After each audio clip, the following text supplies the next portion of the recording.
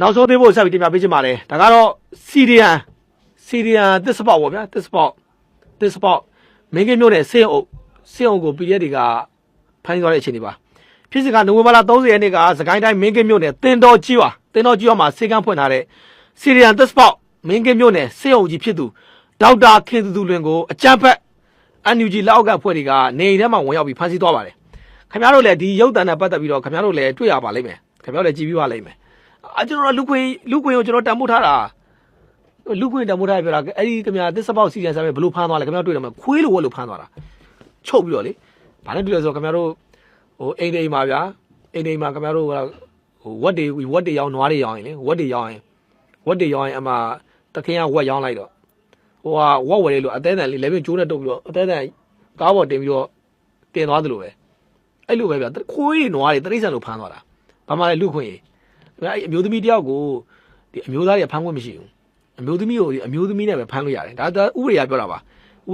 အဲ့တော့ဖမ်းသွားတာတော့ခင်ဗျားကြည့်လိုက်ဝက်ကိုကျိုးတုပ်ပြီးတော့ခင်ဗျာကားပေါ်ခင်ဗျာတွန်းတင်လိုက်တဲ့ဘောဖမ်းသွားတယ်ဗျဖမ်းသွားတယ်အဲ့ဒီဆရာမကြီးပေါ့အဲ့ဆရာမကြီးကကျွန်တော်2016ခုနှစ်ကတည်းက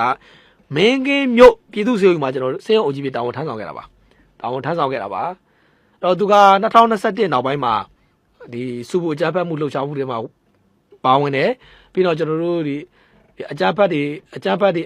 ေကိုအားပေးအားမြောက်လုပ်တယ်သူကိုယ်တိုင်လည်းအားပေးအားမြောက်လုပ်တယ်ပေါ့သူဥဆောင်ခဲ့တယ်ပေါ့ဗျာဒီမင်းကင်းမြို့နယ်မှာလက်ရှိအကြမ်းဖက်စုမှုတွေဖြစ်ဖို့အတွက်သူကိုယ်တိုင်ပဲလူသစ်စုဆောင်ပေးခဲ့တယ်သူကိုယ်တိုင်ပဲဒီငွေကြေးတွေကောက်ခံခဲ့တယ်အဲ့ဒီနောက်ပိုင်းမှာကျွန်တော်တို့ဒီနိုင်ငံတော်ကနေပြီးတော့သူ9နဲ့အမှုဖွင့်တော့ထွက်ပြေးသွားတယ်ထွက်ပြေးပြီးတော့ဒီမင်းကင်းဘက်ကိုရောက်သွားတယ်မင်းကင်းဒီ NUGP ရဲ့ဒီဖွဲ့တော့အဲ့ထဲကိုရောက်သွားတယ်အမှန်လည်းတော့ဥဆောင်တဲ့သူနဲ့ပါတယ်ဘာတော့အမှသူဖမ်းတော့ဗျာခင်ဗျားအမှတွေ့ပါလိမ့်မယ်ခွေးလိုဝက်လိုဖမ်းသွားတာကျမကိုတနာကြပါအောင်နဲ့ကျမကလည်းငါကြောက်လို့ဒီဘက်ရောက်လာတာစသဖြင့်ပေါ့ဗျာဒီဆရာမကြီးပေါ့ဒီဆရာမကြီးကကျွန်တော်တို့ဒီတိုက်ပွဲတွေမှာဒဏ်ရာရခဲ့တဲ့ PDF အဖွဲ့တွေတော့စေးကုပေးတာသူကိုယ်တိုင်ပဲကုပေးခဲ့တာသူလည်းနဲ့ PDF တွေအသက်ရှင်သွားတဲ့လူတွေမနေဘူးပဲခင်ဗျာမင်းကင်းမျိုးနဲ့မှာဒီဆရာမကြီးကုပေးလို့အသက်ရှင်သွားတဲ့လူတွေမနေဘူးပဲအဲ့တော့ဗျာခင်ဗျာဒီစေးအောင်အုပ်စုတဲ့ဆရာမကြီးရဲ့ခင်ဗျာဒီအမျော်မြင်တဲ့ညံသွင်းရခင်ဗျာနဲတဲ့တာမယ်လူတွေအများကြီးတာတယ်လေဒီပညာမဲတွေအောက်သွားပြီးတော့ဥသွားရှို့တယ်ဗျာဖြစ်ပုံကပညာမဲဆိုတာကခင်ဗျာသူတို့အောင်းတဲ့ခေါင်းတော်တွေမှာဘာမှမရှိဘူးအဲ့မှာဆရာမကြီးပြောတာကအားလေကျမတဲ့မရင်းကောင်လည်းကျမစကားမပြောနိုင်ဘူးလေအဲ့တော့တေချာကသူမရင်းကောင်သူ့ကိုအမိန်ပေးပြီးလာခေါ်ခိုင်းတာကြည့်ဦးမရင်းကောင်ကသူတို့ဟလာကျွန်တော်တို့သူတို့စေးအောင်အုပ်ကြီးလာခေါ်တာကြည့်ဦးကျွန်တော်တို့စေးအောင်အုပ်ကြီးဆိုတာဗျာခင်ဗျာမျိုးကျွန်တော်တို့မျိုးရဲ့တကယ်ကိုခင်ဗျာဖူးမှုတ်ထားတာကျွန်တော်တို့မျိုးတွေမှာကျွန်တော်စေးအောင်အုပ်ကြီးဆိုခင်ဗျာရိုးသေးနေရတာစေးအောင်အုပ်ကြီးလာမယ်ဆိုရိုးသေးနေရတာအဲ့လိုအတန်းမှနေရမှာစေးအောင်အုပ်ဆိုအဲ့လိုလူရိုးသေးရှင်ရိုးသေးအတန်းမှနေပြရတာဒီလိုမျိုးကျွန်တော်တို့ဒီနလဘိန်းတော့အပေအတေတွေနဲ့ကြမ်းတပြေးတဲ့ထိုင်ရမှာမဟုတ်ဘူးဗျဒါနဲ့ပတ်သက်ပြီးတော့ဒီ NUG အဖွဲ့တွေကလည်းသူကဒီလိုရုပ်သံတွေထွက်လာတော့ NUG အုပ်စုတွေကလည်းသူတို့အနေနဲ့တရေထုတ်ပြန်ချက်ဆိုထုတ်တယ်ပေါ့ဗျအဲ့တော့ NUG အုပ်စုကကျွန်တော်ထုတ်ပြန်ချက်လေးကျွန်တော်တင်ပြပါမယ်ဒေါက်တာဒေါ်ခင်သူလင်းနဲ့ဒေါက်တာတူးတဲ့စီရီယန်ဆေးအုပ်တဲ့သူက2021 4လပိုင်း17ရက်ကနေစပြီးတော့2024ခုနှစ်6လပိုင်း19ရက်နေ့ဒီအမျိုးသားညီညွတ်အစိုးရမင်းကင်းမြို့နယ်ပြည်သူ့အုပ်ချုပ်ရေးအဖွဲ့တာဝန်ထမ်းဆောင်ခဲ့ပါတယ်တဲ့သူဟာဒီတာဝန်ထမ်းဆောင်တဲ့အခါမှာတဲ့ကျွန်တော်တို့ငွေကြေးကိစ္စတွေရှိတယ်ပေါ့ဗျာအဲ့တော့သူနံပါတ်1ရှင်းမပေးဘူးရှင်းမပေးတာရှိတယ်နံပါတ်2ကသူကဒီမင်းကင်းမြို့နယ်ပြည်သူ့အုပ်ချုပ်ရေးအဖွဲ့တာဝန်အဖြစ်တာဝန်ထမ်းဆောင်နေတဲ့အချိန်မှာတဲ့မင်းကင်းမြို့နယ်မှာတဲ့သူကမင်းကင်းမြို့နယ်ပြည်သူ့ကာကွယ်အဖွဲ့နဲ့ငှားထားတဲ့ AK47 တက်လက်ကိုသူပြန်မှတ်ဘူးတဲ့ပြန်မှတ်တဲ့သူကဒီနှစ်ချက်နဲ့ဆွဲတယ်နံပါတ်1ချက်ကကျွန်တော်တို့ဒီငွေကြေးကိုမရှင်းပေးလို့နံပါတ်2ချက်ကသူ့အနေနဲ့ဒါငှားရတဲ့ AK47 တက်လက်ကိုမပေးလို့သူ့ဒီလိုမျိုးဖမ်းရတယ်ပေါ့ဗျသူဖမ်းရတယ်ဆိုတော့သူထုတ်ပြန်လာတယ်ငွေကြေးကြောင့်လို့ပြောရင်ဗျာခင်ဗျားကလည်းဒီ NUG အုပ်စုမှာခင်ဗျားကလည်းခင်ဗျားတပုတ်ဦးတွေဘဲကောင်းမြန်ခင်ဗျားအာဂရိကင်းလို့လေဗျာ NUG အုပ်စုတွေခင်ဗျားကလည်းဒီအာဂရိမကင်းတဲ့ကောင်ခင်ဗျားလေဘင်းဖြတ်ဆိုခင်ဗျား NUG ကောင်တကောင်မှမရှိဘူးခင်ဗျားကလည်းတကောင်ဘဲကောင်းရှိမလဲကဲခင်ဗျားဘယ်သူရှိလဲဟိုနေ့ကခင်ဗျားအဲ့မှာကြည်ပြအုပ်စုကြည်ပြတို့ဆိုခင်ဗျားကလည်းကြည်လေငွေချင်းမရှိတော့ငြိမ်သွားပြီလေအဲ့တော့ကျွန်တော်တို့ကစစ်ဆေးပါလေဘာညာခင်ဗျားဘာသာထွက်သေးလို့လေဘာသာထွက်သေးလို့ဒီ NUG အုပ်စုတွေကြည်ပြတို့အုပ်စုတွေလေခင်ဗျားကလည်းဒီရှင်းပြရင်ခင်ဗျားကြည်ပြတို့အုပ်စုကဒီ PDF တွေကိုခင်ဗျား PDF တွေရဲ့ပတ်စံပြီးသူတို့ယုံကြည်တဲ့သူတွေလူတဲ့ပတ်စံကိုခွေးပတ်သေးတောင်လောက်တာခွေးပတ်သေးတောင်လောက်လိုက်တာခင်ဗျားတို့လောက်ခင်ဗျားဒီ NUG အုပ်စုရဲ့ခွေးတောင် PDF တွေကခင်ဗျားကလည်းအတိမတ်ပြုခြင်းမခံဘူးဒီကြည်ပြရဲ့ခွေးက happy birthday အော်ခံသေး happy birthday လောက်ရသေးတယ်ခင်ဗျားတို့ဒီပြည်ထဲတွေမှာ happy birthday တော့မဖြစ်ဘူးအဲ့တော့ဒါကြီးကခင်ဗျာအကြောင်းအရာတစ်ခုနေနေပါခင်ဗျာဘယ်သူမှမခင်ဗျာဒီရှင်းလို့လေဗျာခင်ဗျာလမ်းမှာခင်ဗျာစကိုင်းရွှေ့ဖို့ဒီစကိုင်းရွှေ့ဖို့လမ်းမှာလည်းမကောက်လိုက်တဲ့ဂိတ်တွေဘယ်သူကစင်းစစ်ရဲလို့လဲခင်ဗျာစင်းစစ်တဲ့လူကြီးရရေပုံလုံးတယ်လို့ထိုင်းမှာပုံလုံးနေတာဟာလားဒီမှာအန်ယူဂျီပြည်ရဲ့ဝင်ကြီးတနာဘယ်ဟာအခုသူတို့ဒီမှာရှိတာမဟုတ်ထိုင်းကနေထုတ်နေတာထိုင်းရထုတ်နေတာအဓိကတော့ဒီဆီယာမိုင်းနဲ့ပတ်သက်ကျွန်တော်တို့မြေပြင်မှာသိရတဲ့လောက်ကမင်းကမျိုးနဲ့မှာရှိတဲ့ဒီရွှေမျောပေါ့လောက်ကွက်ရွှေမျောနဲ့ပတ်သက်ပြီးတော့သူတို့သဘောထားတွေကွဲတယ်ရှိ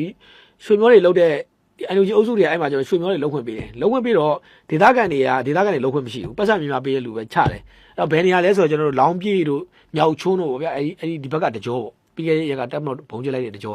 အဲ့ဒီကမှဒီအန်ယူဂျီကရွှေလောက်ကွက်တွေချပေးတယ်ရွှေလောက်ကွက်တွေချပြီးတော့ဒီဆီယာမိုင်းကဒါဟုတ်ဗျာဆီယာမိုင်းကဒါလက်မခံဘူးလက်မခံတော့ဆီယာမိုင်းကိုအားကိုးတဲ့အဖွဲ့တွေကသူတို့စန္ဒတွေပြကြတယ်စန္ဒတွေပြကြတော့ဒီမြောက်ချုံးတို့လောင်းပြေးပေါ့လောင်းပြေးပေါ်မှာရှိတဲ့ဒီစန္ဒပြဥဆောင်တဲ့သူကိုဒီအန်ယူဂျီအုပ်စုကဖမ်းတယ်လက်ရှိကမလို့သေးဘူးဖမ်းတော့မင်းတို့ဘယ်သူမင်းတို့ဘယ်သူတွေပါလဲညာလဲဆိုဒီဆီယာမိုင်းပါတယ်ပေါ့ဗျာအဲ့ဒီကနေဒီဆီယာမိုင်းဖမ်းသွားတာအဓိကတော့စကွက်လူနေဖြစ်ကြတာအဲ့တော့ဒါကိုကြည့်ချင်းအပြင်ခင်ဗျာစီရီယန်လုတ်တဲ့သူတွေခင်ဗျားတို့ဒါကိုတောင်းကယူဖို့ပြောတာကြည့်လိုက်လေခင်ဗျာလူလိုဖမ်းသွားတော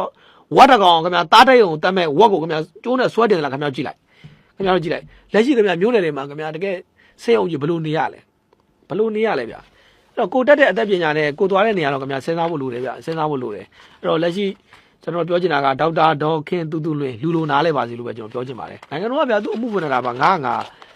းပေါ့ဗျာငါးနဲ့ဖွင့်တာခင်ဗျာဘယ်လောက်ရှိမှာလဲလက်ရှိဆိုပဲဒီငါးကိစ္စတွေလွတ်ပေးလိုက်ပြီလေဗျာလွတ်ပေးလိုက်ပြီလေအခုကဲ तू ကငါးကြောင် तू ထွက်ပြေးရတယ်ဆိုရင်ခင်ဗျာဟိုကောင်လေးကကြည့်ပါလားခင်ဗျာခွေးသာကျွေးမှာဒါဒီဆရာမရဲ့အခြေအနေပေါ့ဆရာမရဲ့အခြေအနေအဲ့တော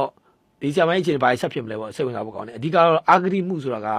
သူတို့အလကားပါခင်ဗျာသူတို့အဖွဲ့တွေဘယ်သူများအာဂတိကင်းလို့လဲခင်ဗျာမကြည့်ပြဆိုကြည့်ပါလားဗျခင်ဗျာလေခွေးတော့ happy birthday လုပ်နေကဲဒါဘယ်လိုဆက်မလဲကျွန်တော်စစ်ဆေးနေပါပြီအဲ့တော့ဗျာခင်ဗျာတို့ကြည့်လိုက်အန်ယူဂျီအုပ်စုတွေထုံးပြကြတယ်ခင်ဗျာတို့တွေ့ပါလိမ့်မယ်အန်ယူဂျီအုပ်စုတွေစစ်ဆေးလို့ပေါ်ပေါက်တာဘာတစ်ခုမှရှိလို့လဲကဲလုံးစမ်းပါအန်ယူဂျီအုပ်စုတွေစစ်ဆေးလို့ပေါ်ပေါက်ပြီးအရေးယူပါဆိုတော့ခင်ဗျာဘယ်နှခုမှရှိဘူးလို့လဲဟိုကောင်တွေကခင်ဗျာပစိုးတော်လှန်ပြလိုက်အောင်မယ်စစ်ဆေးပါလို့ပြောတာထိုင်းမှာရှိနေအဲ့ကောင်ထိုင်းမှာနေနေတာဒီလုံတဲ့ကောင်နဲ့ဒီပြည်တွင်းမှာလုံနေတာဟိုကောင်နဲ့ဒီကိုမလာရဲဘူးဒီကောင်နဲ့ခင်ဗျာဇစ်ဖြုတ်ပြီးတော့အဲ့ကောင်တွေကိုဇော်ဝေဆိုးလို့ဇစ်ဖြုတ်ပြီးတော့ပစိုးတော်လှန်ပြအောင်ဇစ်ဖြုတ်ပြမယ်ပစိုးလှန်ပြမယ်အဲ့တော့ကျွန်တော်ဒိုင်းနဲ့ပတ်သက်ကျွန်တော်ဝမ်းသာလို့ပြောနေရမှာမဟုတ်ဘူးဗျာကျွန်တော်ဆရာဝန်တယောက်ဖြစ်ဖို့အတွက်ကျွန်တော်တိုင်းပြည်ကခင်ဗျာအကုန်ကြခံလိုက်ရတဲ့ခင်ဗျာတိုင်းပြည်ဘဏ္ဍာတွေမနေဘူးဗျာမနေဘူးလေဒီဆရာမကြီးတယောက်ဖြစ်ဖို့အတွက်ခင်ဗျာတိုင်းပြည်ကနေပေးဆက်လိုက်ရတဲ့မနေဘူးပဲအခုလိုပါဒီဆရာမကြီးကငွေကြေးကြောင့်သူ့ကိုဖမ်းနေဆိုရင်ခင်ဗျာရှင်းလေခင်ဗျာဆေးရုံကိုဖြစ်တဲ့သူဘယ်သူများဆင်းရတာရှိလို့လဲကဲခင်ဗျာဆေးရုံကိုဖြစ်တဲ့သူဘယ်သူများဆင်းရလို့လဲခင်ဗျာနောက်ဆုံးမြခင်ဗျာလေဒီဆေးတောက်တို့တက်တဲ့လူက level တစ်ခုပဲတက်ခွင့်ရတာဗျာခင်ဗျာလေနံပါတ်1ညံရင်မြင့်တယ်နံပါတ်2မိဘ background ရှိတယ်ဒီအုပ်စုပဲတက်ခွင့်ရတာတာမန်ဘဝတွေမရောက်ဘူးမဟုတ်ပါဘူးအဓိကတော့အဲ့ဒီငွေသူတို့ရဲ့လောဘတွေပေါ့လောဘကြောင့်ဖြစ်လာတာသူတို့ရဲ့အချင်းချင်းပေါ့ဗျာအချင်းချင်းကြိုက်တာနေဖြစ်လာကြတာအဲ့တော့ဒါကြောင့်ကျွန်တော်တို့ဟိုစီရီယံလုံးမဲ့လို့တတိထားမလုပ်ချင်ထွက်အဲ့ဒါပြဿနာမရှိဘူးခင်ဗျားတို့ကဒီစီရီယံလုပ်ပြီးသွားရင်ခင်ဗျားတို့မရိန်းမှာထက်ကျင်ခံလိုက်မယ်ခင်ဗျားတို့အဲ့မှာထိုင်းမြန်မာနေစမှာကြည့်ပါလားရန်ကုန်တက္ကသိုလ်ကနေပြီးတော့စီရီယံလုပ်ပြီးတော့အဲ့ကိုပြေးတာလေသူသမီးတို့သားမီးတောင်ပြေးတာလေသမီးတောင်ခင်ဗျာဟိုအာရမပြုချင်မှုစူးစမ်းခဲ့သေးတာပဲစူးစမ်းခဲ့ဆိုအခြားမဟုတ်ဘူးတိုတွင်းမျိုးတွေက NLD ပါတီအတွင်းမှုအောင်မင်းဆိုတဲ့လူကမရင်းချင်းမှုလုပ်ခဲ့သေးတာပဲခင်ဗျာကြည့်လိုက်လေအဲ့ဒီအမှုတော့လည်းအောင်မျိုးမင်းတို့ကျွန်တော်တို့အမှုမှပေါ်ကြီးလုံးမှာဘာညာလဲအခုကြည့်လေခင်ဗျာအောင်မျိုးမင်းတော့ဘာဖြစ်နေလဲခင်ဗျာလေအောင်မျိုးမင်းကိုကျွန်တော်တို့ပြောလို့ပြောတာမအောင်မျိုးမင်းကခင်ဗျာယောက်ျားမဟုတ်ဘူးနော်ယောက်ျားမဟုတ်ဘူးသူကမိန်းမကြီးခန္ဓာကယောက်ျားခန္ဓာကိုလည်းမိန်းမကြီးမျက်တောင်လေးဆွဲထားသေးတယ်မဲဇင်မအောင်တို့ဆိုတာဇင်မအောင်ပုံကဇင်မအောင်ရဲ့ပုံကတကယ်ကသူကမိန်းမကြီးဒါပေမဲ့သူထားတာကသူကမိန်းမနဲ့ယောက်ျားစိပေါက်နေတာသူ့ရဲ့ဟွာလဲခင်ဗျာကောင်မလေးနဲ့သူယူထားတာအဲ့လိုနေထားတာသူတို့လည်းအဲ့လိုသွားနေကြတာခင်ဗျားတို့လူလိုသိဖို့လိုတယ်ဒါသူတို့ရဲ့အခြေအနေပေါ့ဗျာဒါကြောင့်ခင်ဗျာဒီအဖွဲ့တွေယုံလို့ဘောပြတ်သွားတဲ့သူတွေမနေဘူးပဲအကြောင်းမနဲ့ကြောင်းထွက်ဆိုပြီးတော့လမ်းမရောက်တော့တဲ့ကျွန်တော်နိုင်ငံအနာဂတ်တွေအများကြီးပဲကျွေသွားတဲ့နိုင်ငံအနာဂတ်တွေမနေဘူးပဲကြောင်းမနဲ့ကြောင်းထွက်သူတွေကြောင်းကိုကြောက်ခိုင်းသွားတဲ့ကျွန်တော်ရဲ့နိုင်ငံရဲ့အနာဂတ်